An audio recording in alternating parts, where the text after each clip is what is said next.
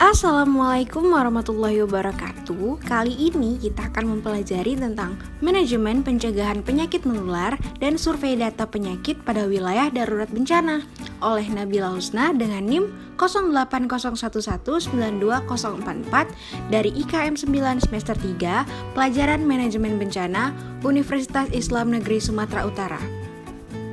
Pencegahan dan pemberantasan penyakit menular. Upaya pemberantasan penyakit menular pada umumnya diselenggarakan untuk mencegah KLB penyakit menular pada periode pasca bencana. Selain itu, upaya tersebut juga bertujuan untuk mengidentifikasi penyakit menular yang perlu diwaspadai pada kejadian bencana dan pengungsian, melaksanakan langkah-langkah upaya pemberantasan penyakit menular, dan melaksanakan upaya pencegahan kejadian luar biasa atau KLB penyakit menular. Permasalahan penyakit menular disebabkan oleh kerusakan lingkungan dan pencemaran, jumlah pengungsi yang banyak yang menempati suatu ruangan sempit sehingga harus berdesakan, tempat penampungan pengungsi tidak memenuhi syarat kesehatan, ketersediaan air bersih yang seringkali tidak mencakupi jumlah maupun kualitasnya. Di antara para pengungsi banyak ditemui orang-orang yang memiliki risiko tinggi seperti balita, ibu hamil, berusia lanjut, dan pengungsian berada pada daerah endemis penyakit menular, dekat sumber pencemaran, dan lain-lain.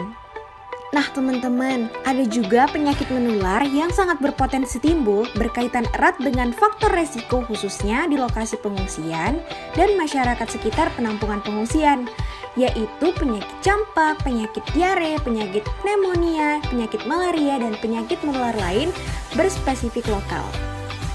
Pengendalian penyakit menular dan survei data penyakit. Yang pertama ada diare. Penyakit diare merupakan penyakit menular yang sangat berpotensial terjadi pada daerah pengungsian maupun wilayah yang terkena bencana. Biasanya penyakit ini sangat terkait erat dengan kerusakan, keterbatasan penyediaan air bersih, dan sanitasi. Selain itu juga diperburuk oleh perilaku hidup bersih dan sehat yang masih rendah terdapat di masyarakat. Pencegahan penyakit diare dapat dilakukan sendiri oleh para pengungsi antara lain menggunakan air bersih dan yang memenuhi syarat, semua anggota keluarga buang air besar di jamban, buang tinja bayi dan anak kecil di jamban, cucilah tangan dengan sabun sebelum makan, sebelum menjamak dan memasak makanan, dan sesudah buang air besar. Berilah air susu ibu atau ASI sampai bayi berusia 6 bulan. Berilah makanan pendamping ASI dengan benar setelah bayi berusia 6 bulan dan pemberian ASI diteruskan sampai bayi berusia 24 bulan. Penyediaan air bersih yang cukup dan sanitasi lingkungan yang memadai merupakan tindakan pencegahan penyakit diare. Sedangkan pencegahan kematian akibat diare dapat dilakukan melalui penata laksanaan kasus secara tepat dan kesiapsiagaan akan memungkinkan timbulnya KLB diare. Langkah-langkah pertolongan penderita diare di rumah tangga dan tempat pengungsian. Yang pertama, berikan segera oralit atau cairan yang tersedia di rumah dan tempat pengungsian seperti air teh, tajin, kuah sayur, dan air sup. Yang kedua, teruskan pemberian makanan seperti biasa yang tidak pedas dan tidak mengandung serat. Yang ketiga, bawalah segera ke pos kesehatan terdekat ataupun ke puskesmas terdekat bila ada suatu tanda sebagai berikut. Yang pertama, diare bertambah banyak atau sering. Yang kedua, muntah berulang-ulang, adanya demam, tidak bisa minum dan makan, kelihatan haus sekali, ada darah dalam tinja, dan tidak membaik sampai 2 hari.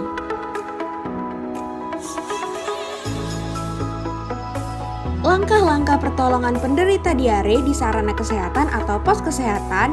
Yang pertama adalah rehidrasi oral dengan oralit.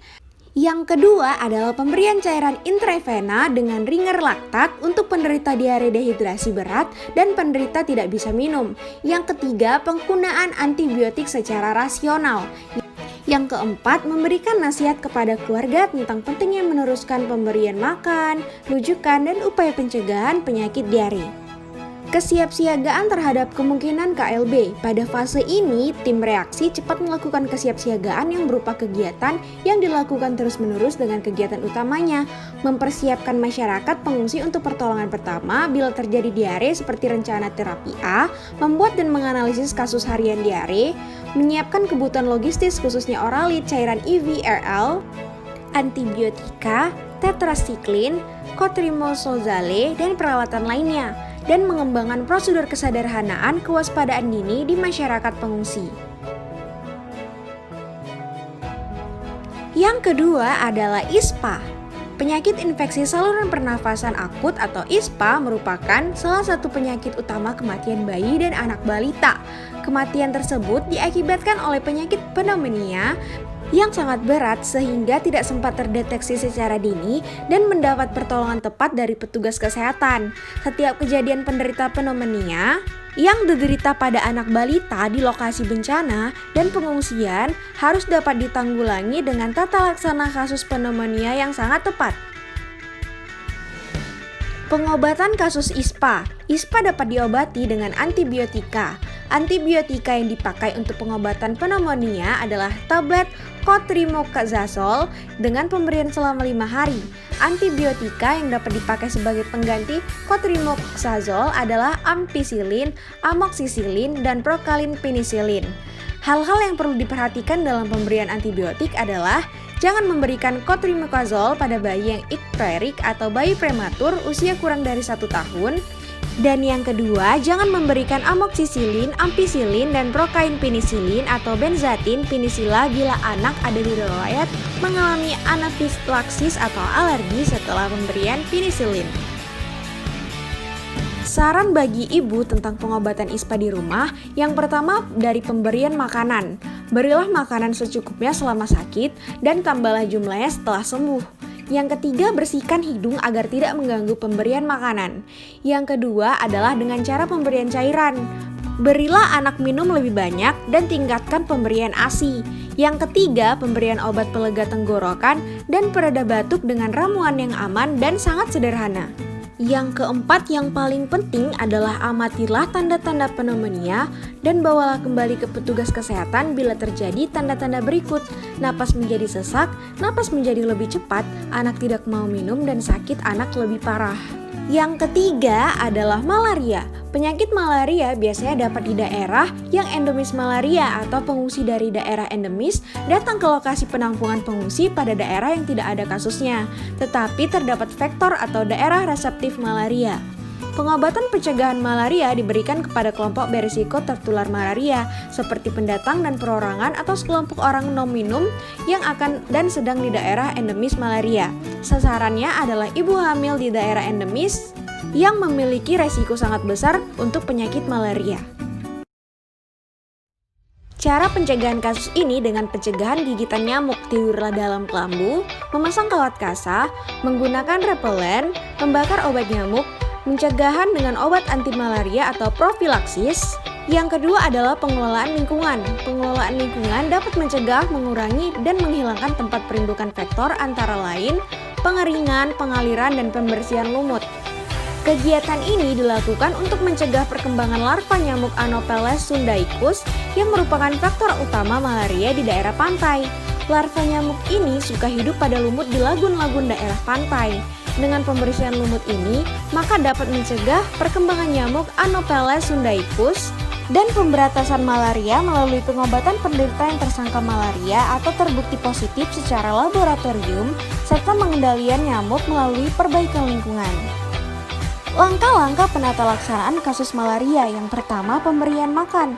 Berilah makanan secukupnya selama sakit, tambahlah jumlahnya setelah sembuh, bersihkan hidung agar tidak mengganggu pemberian makan.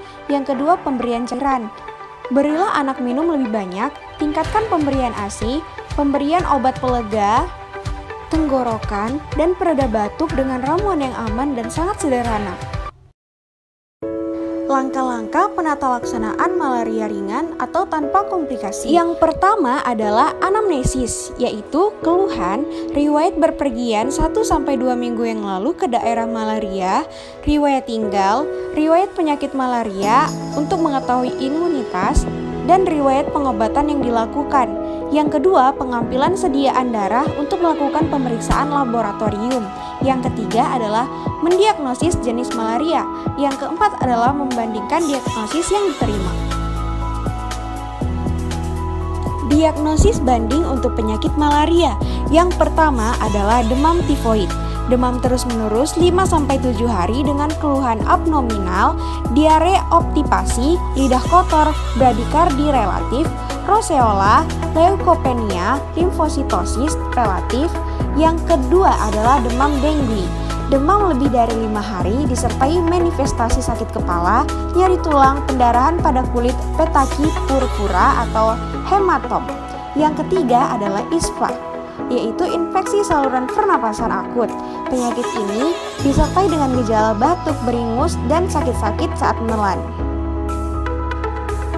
Yang keempat adalah campak. Campak adalah infeksi serius bagi anak kecil tetapi mudah dicegah dengan pemberian vaksin. Penyakit ini menyebar melalui udara dengan tetesan hasil pernafasan yang dilakukan dari batuk atau bersin. Pada dasarnya, upaya pencegahan penyakit campak adalah pemberian imunisasi pada saat balita. Pencegahan penyakit campak pada bencana. Pada saat bencana, tindakan pencegahan terhadap penyakit campak dilakukan dengan melakukan imunisasi dengan kriteria jika cakupan imunisasi campak di desa yang mengalami bencana 80% tidak dilaksanakan imunisasi massal atau sweeping. Jika cakupan imunisasi campak di desa bencana meragukan, maka dilaksanakan imunisasi tambahan massal atau crash program pada setiap anak usia kurang dari 5 tahun atau 6-59 bulan tanpa memandang status imunisasi sebelumnya dengan target cakupan 95%. Sistem tata laksana penderita campak. Yang pertama, rujukan penderita campak dari masyarakat ke pos kesehatan. Petugas menetapkan diagnosis dan tata laksana penderita campak dengan benar dan segera melapor ke petugas pengamatan penyakit. Yang kedua, tata laksana kasus. Batasan kasus campak yaitu menderita sakit panas atau diraba atau diukur dengan termometer dengan 39 derajat Celcius, adanya bercak kemerahan. Yang ketiga, dengan salah satu gejala tambahan batuk, pilek, dan mata merah dan diare.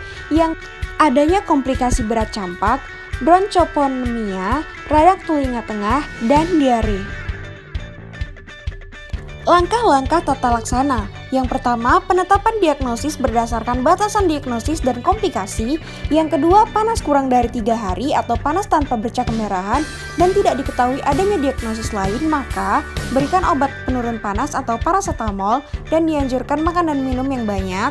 Selalu membersihkan badan, dan jika timbul bercak kemerahan atau sakitnya semakin parah atau memberat sebelum sembuh, maka berobatlah kembali ke pos kesehatan. Dan yang ketiga adalah panas dan bercak kemerahan dengan salah satu gejala tambahan panas 3-7 hari. Berikan penurun panas paracetamol, antibiotik yaitu ampicillin cotrimoxazole. Lihat tata laksana ISPA atau vitamin A oralit.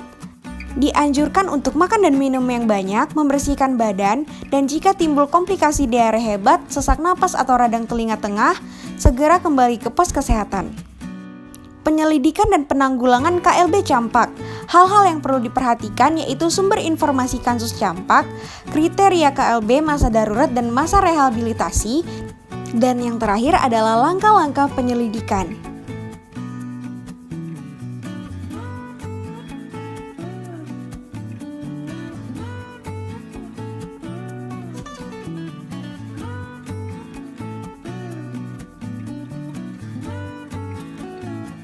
Terima kasih untuk teman-teman yang telah meluangkan waktunya melihat video pembelajaran ini. Wabillahi taufiq wal hidayah. Wassalamualaikum warahmatullahi wabarakatuh.